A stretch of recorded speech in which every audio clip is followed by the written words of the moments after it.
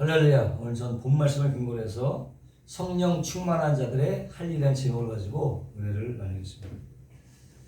우리 인간은 모두가 다 육신의 몸을 가지고 이 땅을 살아갑니다. 그래서 보기도 하고 듣기도 하고 걷기도 하고 또 먹기도 하고 그 모든 것 중에 그 어느 하나 중요하지 않는 것이 없죠.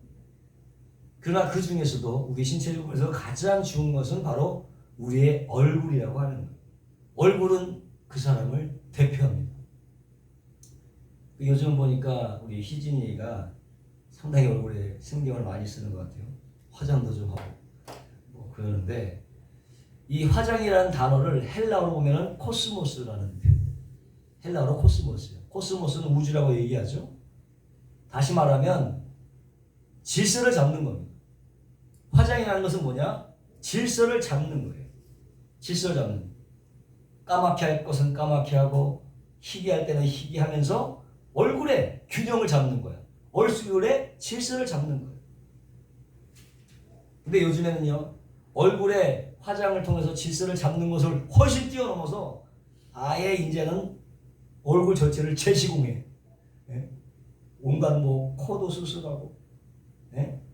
서로 깎기도 하고, 세우기도 하고, 여러 가지 담기도 하고, 또 부족한 데는 부풀리기도 하고. 그래서 얼굴에 상당히 신경을 많이 쓰는데, 사람들이 한 나이 40이 되면 자신의 얼굴에 책임을 져야 된다, 그런 말이 있잖아요. 잘생기라는 얘기가 아니라 그 사람의 얼굴에 바로 그 사람의 마음 상태가 나타나게 돼요. 얼굴을 보면 그 마음 상태가 드러나기 때문에 얼굴을 잘 관리해야 됩니다. 아무리 얼굴이 잘생기고 착하고 예의가 발라도요, 아침에 일어날 때 눈곱도 안 띄고 빗질도 안 하고 그냥 머리가 뻗은 채로 돌아다닌다고 생각해요. 누가 그것을 청결하고 정결하다고 할 수 있습니다. 근데 성경에도 보면은 그리스도인들의 임무 중에 하나가 바로 무엇이냐? 얼굴 노릇을 하는 거예요. 하나님을 향해서 얼굴 노릇을 하는. 그리스도인들은 뭐냐? 바로 하나님의 얼굴이라는 거예요. 하나님을 대신해서 보여줄 필요가 있다는 것이, 이것이 바로 그리스도의 임무 중에 하나라고 하는 것입니다.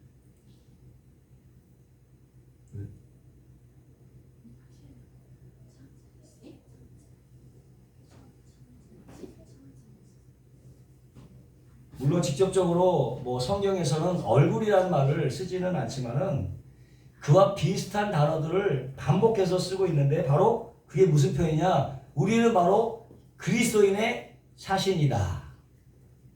그리스도인의 대사다. 이렇게 얘기를 하는 것이죠.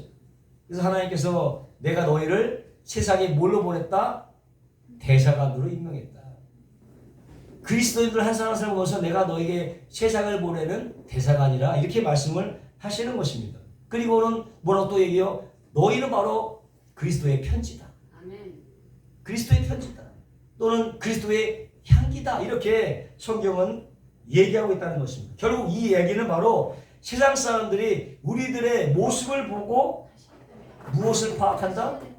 하나님을 파악하라는 거지. 하나님을 파악하라는 거지. 우리의 모습을 보고 하나님을 알게 하라는 아멘. 것입니다.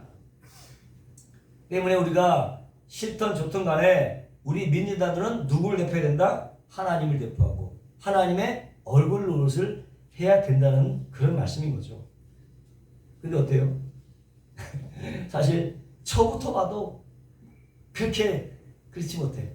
그 기대만큼 또 우리 교회들이 하나님의 얼굴의 모습을, 그 역할을 제대로 하지 못하고 있지 않냐라는 생각이 드는 것이죠.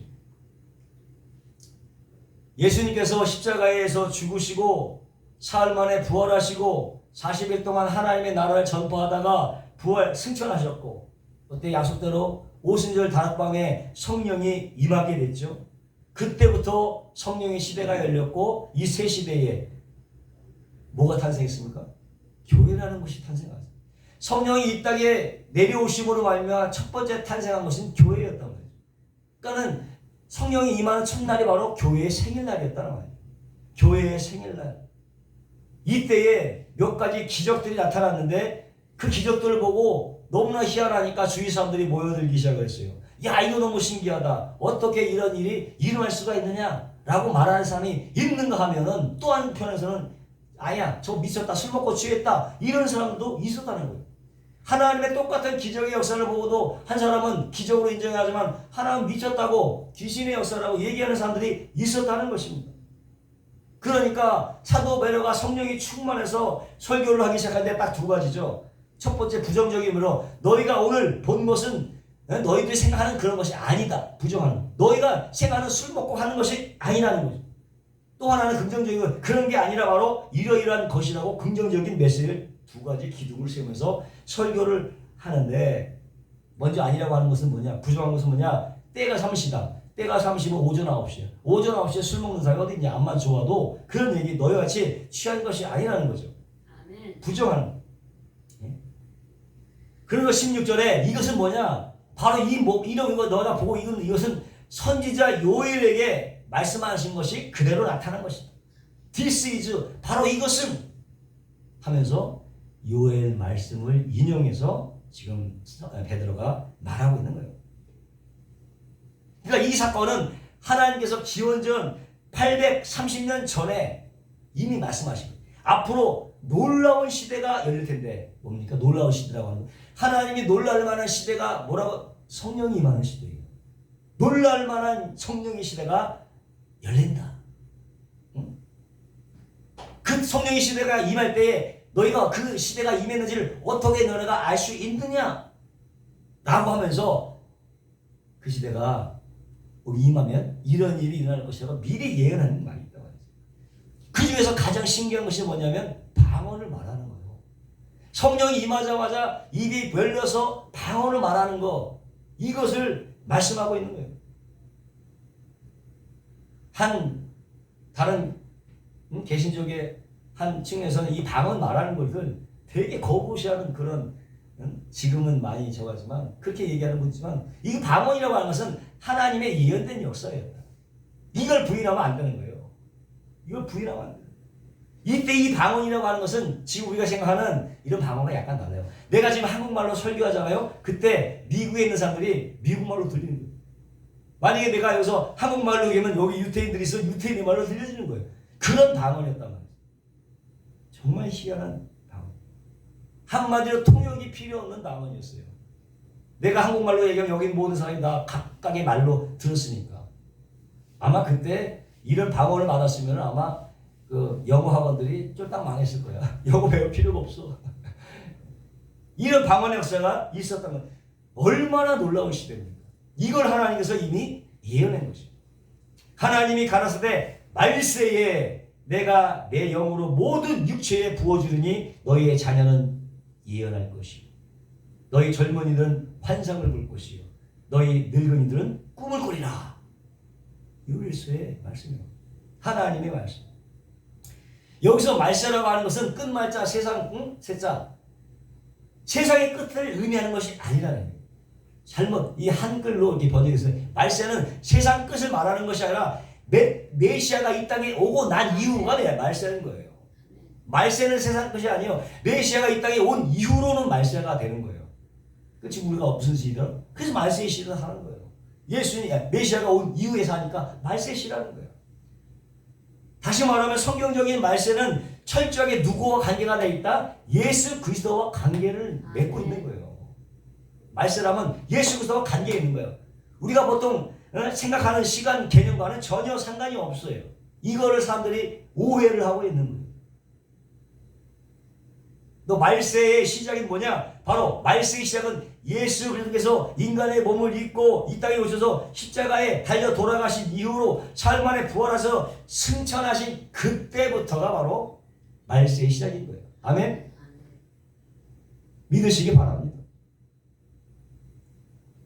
그렇다면 이 말세의 시작이 됐으면 말세의 끝이 있을 거 아니야. 말세의 끝은 어디냐? 6월서 보니까는 예수 그리스도가 한번 이 땅에 재림하는 날. 재림이라는 날을 말세의 끝이다. 말세의 시작하기 우리 어디에? 말세의 끝, 중간 시대. 말세의 중간을 살고 있는데 여전히 말세라는 거예요. 하지만 말세의 끝은 아직 오지 않았다. 이해하시면 아멘 하시기 바랍니다. 그 중간 시대에 살고 말세에 산다고 얘기할 수 있어요. 그러면서 베드로도 말세의 시대를 살았어요. 네? 저와 우리도 말세에 살고 있는 거예요. 다시 정리하면 이 말세에는 그러니까 성령이 임함으로 교회가 탄생하던 그 오순절 사건과 주님께서 장차 이 땅에 심판하러 오실 그 사이, 재림의 그 사이, 그것이 말세 시대고 하나님께서는 바로 그 말세의 시대를 열겠다고 지금 말씀하고 있는 그 말세의 시대를 열겠다고 요엘서에 말씀하신 것입니다. 한마디로 무슨 시대다? 성령의 시대. 성령의 역사하는 시대. 그래서요. 이 말세의 시대에서는 뭘 빼놓고 얘기할 수 없어? 성령을 빼놓고는 이야기할 수 없는 거예요. 성령의 시대. 이 말세의 시대는 성령을 빼놓고는 얘기할 수가 없어. 17절 그러니까 하나님이 가라사대 말세에 내가 내 영을 모든 육체에 부어주리니 하나님이 성령을 주시는데 아주 풍성하게 풍부하게 아주 폭풍같이 부어주겠다. 부어주겠다. 그냥 들어 부어주겠다. 그런 시대. 그것도 일시적이 아니라 영원토록 부어주리라. 아멘. 이 약속입니다.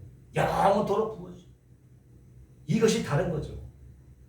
구약에서는요, 하나님께서 선지자나 제사장들은 일시적으로 왕이 아니라서 일시적으로 기름을 부었어. 성령을 부었지만 이들이 마음에 안 들면 그냥 떠나가는 거예요. 영원히 임재하지 않은 성령의 역사라는 거예요. 구약의 성령의 역사는 잠시 임하는 역사예요. 그냥 걷어가시는 거예요. 그러니까 다윗이 뭐래? 주여 정결한 마음을 주시옵소서. 저에게 성신을 거두어 주시지 가지 말라고. 성신을 거두어 가지 마옵소서 기도했다. 오직 다른 주여 나게 성령을 떠나게 하지 마시옵소서. 그때 떠나갔으니까 한번 영원히 임재하는 게 아니기 때문에. 근데 이제는 어떻게? 성령이 한번 임하면 우리 속에 임하면 떠나가는 일이 없다. 영원히 내재하고 계신다. 이것이 신학적인 영혼이에요. 그러니 이 얼마나 놀라운 축복이 아닐 수가 없는 거죠. 아멘. 누구나 예수를 믿고 예수를 구주 영접하는 그 순간에 하나님의 성령이 부어진 이후로 어떠한 죄를 범해도 그 성령은 떠나지 않는다. 아멘. 확신하시길 주의 이름으로 축원합니다. 이것이 신학적인 조직 신학적인 용어로 뭐냐? 성령의 다시 따라하겠습니다. 성령의 내재하심이에요. 한번 내재. 성령의 내재하심. 이것이 그렇게 얘기하고 있는 것입니다. 뿐만 아니라 과거에 성령이 아주 특별한 사람에게만 있죠. 왕이나 제사장이나 선지자 이런 사람들에게 임했지만은 근데 어떻게 제사장 엘리에게서 떠났던 그 성령이 누구에게 임했어요? 사무엘에게 임했다. 사무엘 선지자에게 임했고 이스라엘의 초대 왕이었던 사울에게 임했던 그 성령이 떠나고 누구에게 다시 임해서? 다윗에게 임했다. 떠날 수가 있단 말이에요. 악신이 임했어 오히려. 그러나 이 시대는 특별한 시대다.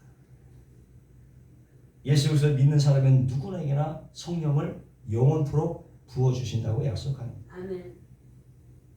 말세에 내가 내 영으로 모든 육체에 부어주리니 여기에는 자녀가 나오고 젊은이가 나오고 늙은이가 나오고 남정과 여종이 나오는데 한으로 보편적으로 부어주겠다는 거예요.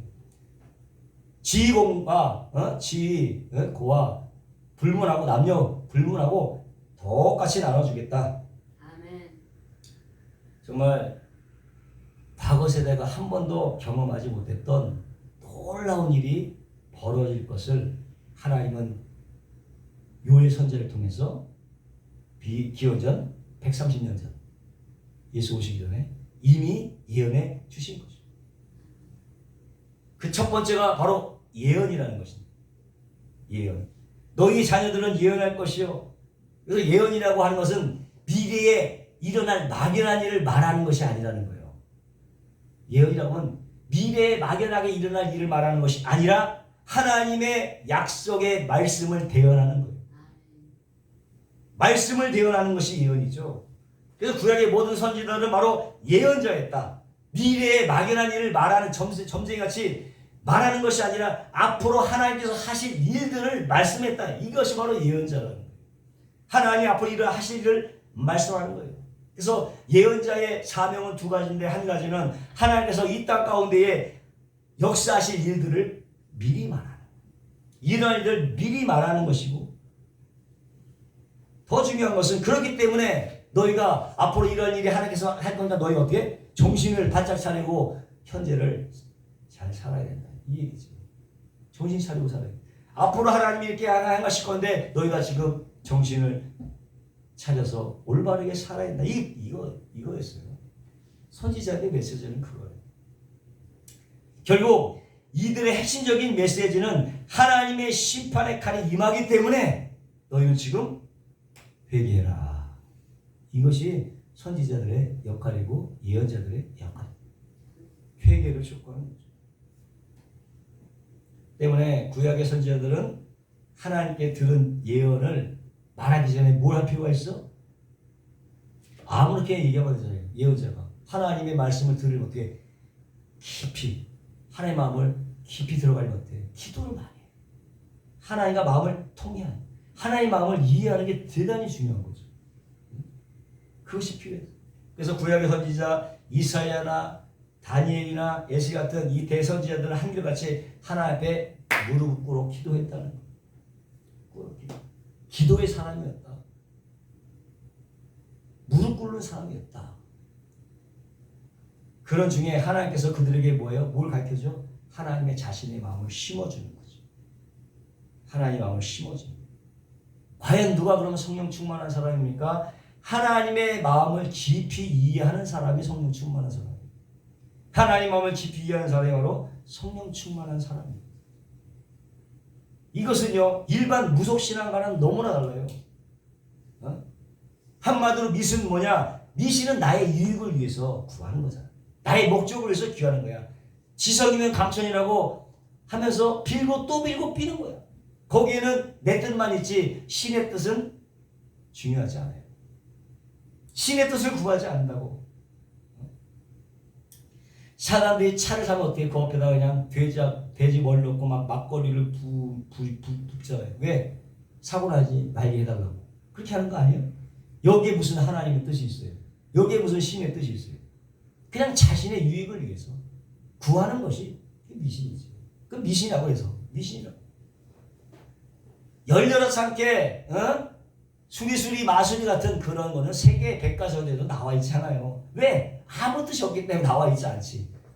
그냥 주문에 불과하는 거야. 중얼정얼 그런 주문에 불과할 뿐이죠.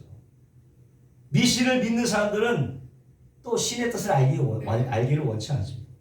오직 나 자신의 유익을 위해서 찾는 거지. 그렇다면 우리가 하나님의 신으로 충만해야 되는 이유, 하나님의 신을 받아야 되는 이유, 왜? 누구를 위한 성령 충만이냐 이거지. 누구를 위한 성령 충만? 하나님의 마음을 알고 그 마음을 깊이 이해해서 전하는 거죠. 성령 충만한 자들의 할 일이에요. 하나님의 말을 깊이 해서 다른 사람에게 전하는 거. 이것이 바로 성령 충만한 사람들의 할 일입니다. 고린도전서 2장 11절로 16절에 이런 말씀입니다. 사람의 사정을 사람의 속에 있는 영 외에 누가 알리요? 이와 같이 하나님의 사정도 하나님의 영 외에는 아무도 알지 못하느니라. 우리가 세상에 영을 받지 않냐고 오직 하나님께로 온 영을 받았으니 이는 우리로 하여금 하나님께서 우리에게 은혜로 주신 것들을 알게 하려 하심이라. 우리가 이것을 말하라거니와 사람의 지혜로 기름진 바로 하지 아니하고 오직 성령에 기쁘진 것으로 하니 신령한 일은 신령한 것으로 분별하느니라. 육에 속한 사람은 하나님의 성령의 일을 받지 않으니 저에게 미련하게 보이며 또 깨닫지도 못하나니 이런 일은 영적으로 해야 분별함이니라. 신령한 자는 모든 것을 판단하나 자기는 아무에도 판단을 받지 아니하느니라. 누가 주의 마음을 알아서 주를 기쁘게 하겠느냐. 그러나 우리는 그리스도의 마음을 가졌느냐. 이것이 성령의 말씀입니다. 성령 충만한 자의 할 일은 하나의 마음을 알아서 전하는 것이다. 때문에 우리는 이 시대에 뭐가 필요합니까? 하나님의 마음을 아는 것이 필요하다. 이 시대를 향한 하나님의 마음을 읽는 것이 필요하다. 그런데 그런 거는 안중에도 없고 그냥 그저 그렇게 살아가는 우리의 모습을 보지 않습니까? 내가 어디서 와서 왜 살며 어디로 가는지 알지 못하고 그냥 그저 하루하루를 살아가요. 하나님의 마음을 아는 자가 많지 않습니다. 그럼 누가 그들을 깨우치느냐? 그래서 성령 충만한 자가 해야 될 일은 바로 하나님의 마음을 깨달아서 그들에게 하나님의 말씀을 전파하는 것이라고 오늘 말씀하고 있는 거예요. 오늘 이러한 성령 충만의 역사가 저와 여러분 가운데 일어나게 되시기를 주의 이름으로 축원합니다. 성령 충만. 둘째는 비전을 가져야 돼요. 비전을 가져야 돼요. 젊은이들은 환상을 본다. 환상. 요에서는 이상으로 표현되는데 이것은 바로 비전을 말하는 거예요. 비전. 이 비전이라는 것은 하나님의 마음에 있는 것을 우리 마음으로 받아들이는 것이 비전이에요. 이것이 비전. 근데 요즘 젊은이들이 하나님 마음에 있는 것을 내 마음 가운데 받아들이는데 요즘 젊은이들 보세요. 비전이 있습니까? 그 마음 가운데 하나님의 마음이 있습니까? 하나님의 마음을 헤아리고 있습니까? 모두가 그냥 한치 앞만 보고 그냥 살아가기 바쁩니다. 어떻게 하면 더 많이 즐기고 어떻게 하면 재물도 많이 모으고 마음속에 비전이 없어요. 하나님의 마음을 아는 바가 없어요. 비전이 없는 거지. 비전이 없어. 그러나 성령 충만 받게 되면 하나의 마음에 가진 것을 갖게 된다고 성경은 비전을 받을 수 있다. 성령 충만하면 비전을 가질 수가 있다. 이렇게 성경은 말하고 있는 거죠. 지금부터 약 200년 전에 한 무명의 청소년이 하나님의 비전을 가졌죠. 그 당시에 수많은 청소년이 타락을 하고 출세해서 명문대를 가고 있는 그때에 이때 영국에 살고 있었던 이 청년이 비전을 가졌는데 바로 어느 날 설교 시간에 저 넓은 중국 대륙에 대한 얘기를 들었어요. 수많은 영혼들이 멸망의 길로 달려가고 있다는 소식을 듣고 그는 내가 이제 선교사가 되어야 되겠다 하는 마음이 불탔습니다. 그리고는 그 중국을 연구하기 시작했는데 그때 발견한 것은 뭐냐? 그 나라가 너무나 가난한 거예요.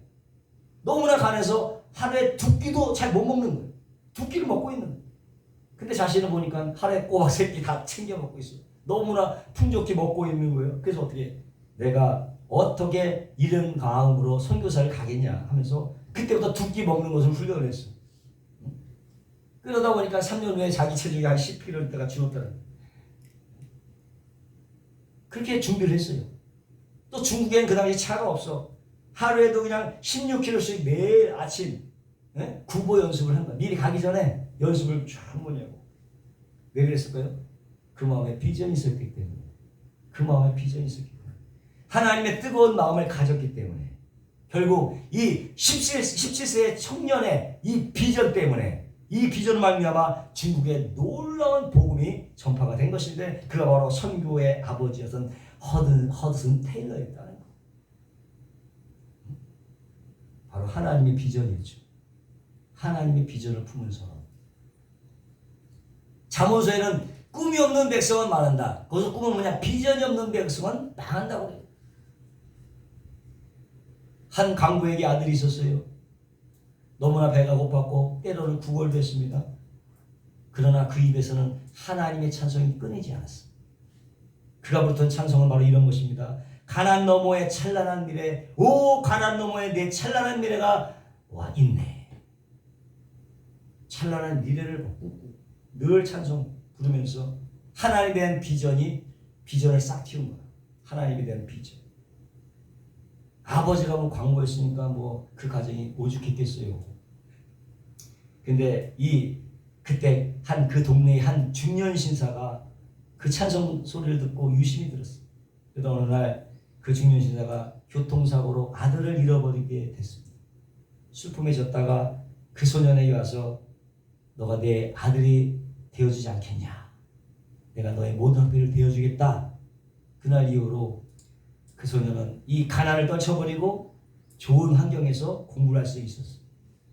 마음의 비전을 품고 그 가난에서도 찬양하실 때 하나님이 그를 들어 쓰신 줄로 믿습니다. 아멘. 보여줍니다.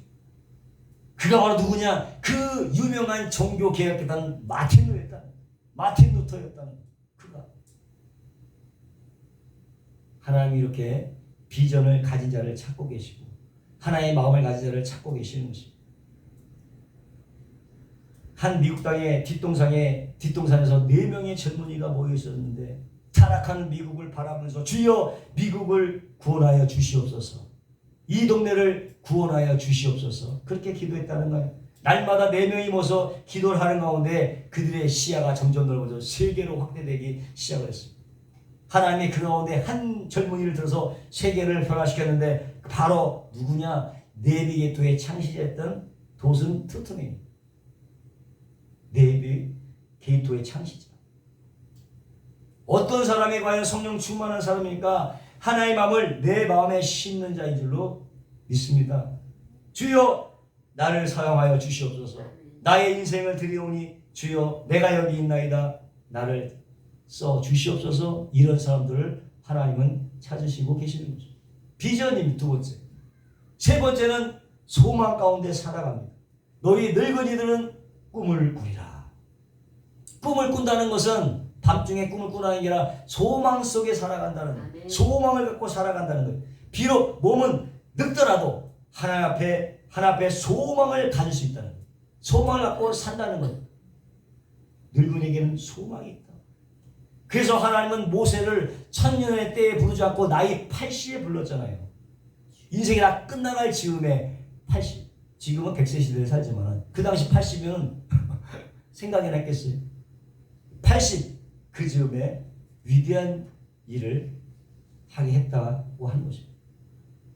또 가나안 땅에 들어가서 누가 저 헤브론을 차지하겠느냐라고 말했을 때에 젊은이들은 다 겁이 나서 나서지 못하는데 그때 누가 나이 85세 된 갈렙이 내가 그 성을 차지하겠나이다. 이 사지를 내게 주셔서 담대하게 얘기했다. 젊은이도 하지 못할 그 용기가 있었다. 이런 사람이 소망이 있는 자인 줄로 믿습니다. 또 17살 때에 아버지를 잃은 한 불행한 소년이 있었어요. 너무나 가난해서 평생 어머니와 다락방을 벗어나지 못하고 살았는데 다락방이라는 게 얼마나 여러분 하겠어요? 비좁은 공간 아니겠습니까? 그러나 그는 자기의 인생과도 같은 모든 사람들에게 꿈을 심어주기를 원했어요. 소망을 불어넣기를 원했습니다. 그래서 날마다 아침이면 간절한 글을 썼어요. 내가 어떻게 하면 내 자신에게 소망을 불어넣어주고 나같이 불어간 다른 사람에게 하나님의 소망을 전해줄 수 있을까를 고민해요. 글을 쓰기 시작했어요. 그게 누군지 아세요? 안데르센이에요. 안데르센. 동화를 쓰기 시작해요. 그래서 그 동화를 통해서 수많은 어린이에게 뭘 심어줘? 꿈을 심어주고 소망을 심어주게 된 거죠. 성령 충만한 사람들이 할 일이다. 할렐루야. 결론입니다. 성령 충만 받아야 될 줄로 믿습니다. 때를 어떤지 모르겠지만 간에 하나님의 말씀을 증거하고 하나님의 마음을 품고 하나님의 비전을 가지고 우리 주의성들에게 소망과 꿈을 주는 저와 여러분 되시기를 주님의 이름으로 축원합니다. 기도하겠습니다. 거룩하시고 영화로우신 하나님 아버지, 우리에게 성령을 주심으로 꿈과 소망과 비전을 허락하신 것을 감사합니다. 우리가 이 소망을 붙들고 날마다 우리 주위에게 꿈과 소망을 줄 수 있는 위대한 하나님의 사역자들, 하나님의 대사들이 되게 하여 주옵소서. 예수님의 이름으로 축복하고 기도하옵